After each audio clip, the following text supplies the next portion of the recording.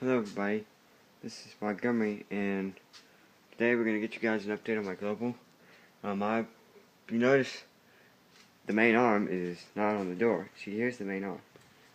This is just a standardized wrench type tool, and I put it on the closer. You probably think I'm crazy, but I just wanted to test it out, see how it works, see if it'll work. But look at this. Open the door and let it go. It does not work. See? It moves freely.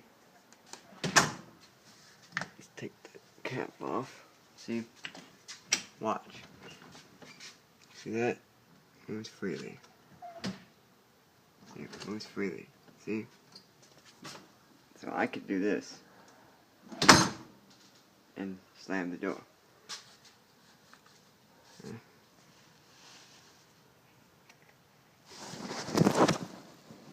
Excuse me.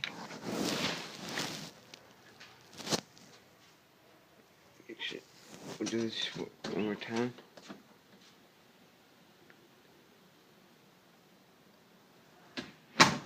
See?